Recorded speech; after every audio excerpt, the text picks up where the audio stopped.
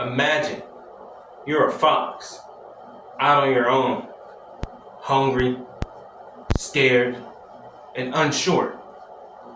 But you're also arrogant, naive, and you'll do anything it takes as long as it means that you can get it.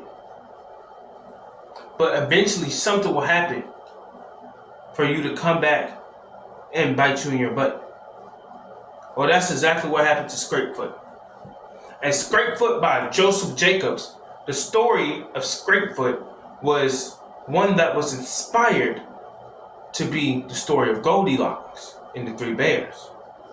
This fox sneaks into a family of bears' castle and rudely uses and destroys their property, eventually getting a little punishment in the end. In this story, you will learn A. Do not break and enter into people's homes. B. Treat others' property with respect. And C. Every action has consequences. This just reminds me how when I was younger, every action I did had consequences.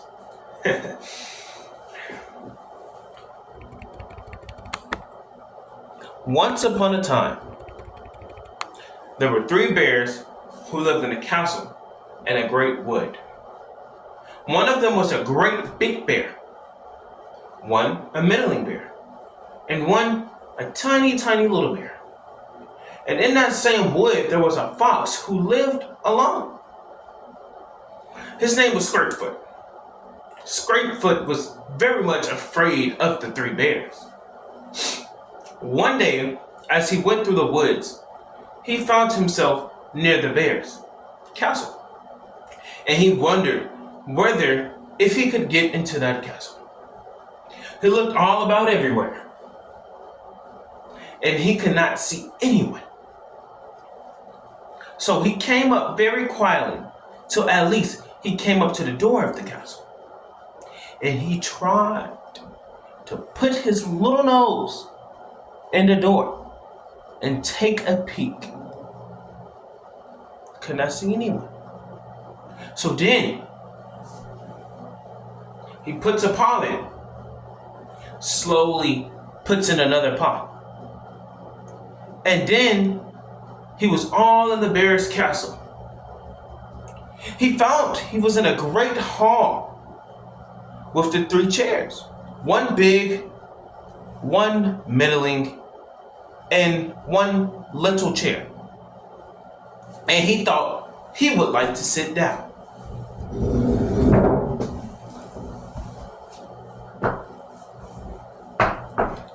So he sat down in the big chair. Then he sat down in the middling chair. And then he sat down in the teeny tiny little chair.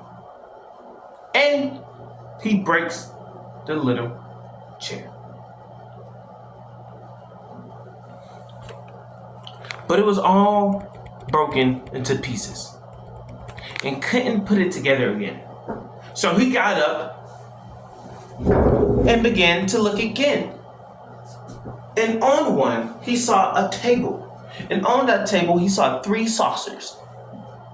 Three saucers, of which one was very big, one was very middling, and one was a teeny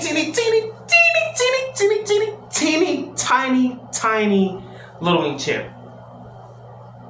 Scrapefoot was very thirsty, and he began to drink out of the big saucer.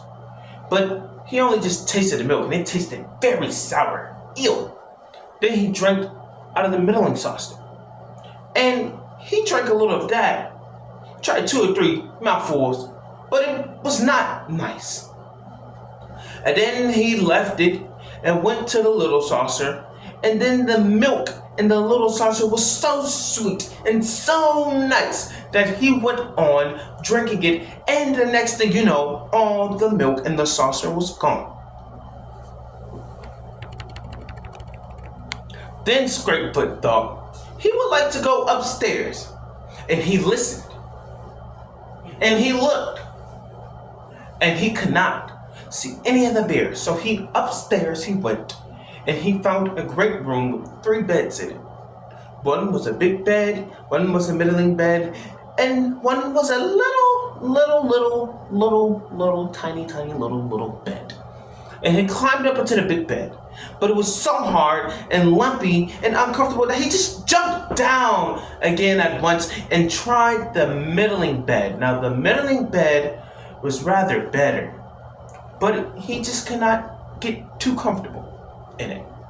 So after turning about a little while, he got up and went into the little bed. And that was so soft and so warm, so nice, that he fell asleep at once.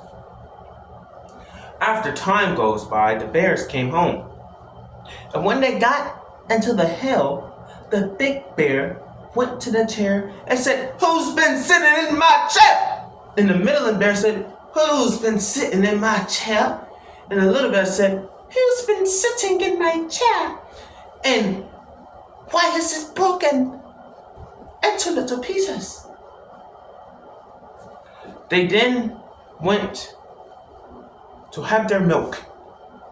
And the big bear said, "Who's been drinking in my milk?" And the middling bear said, "Who's been drinking in my milk?"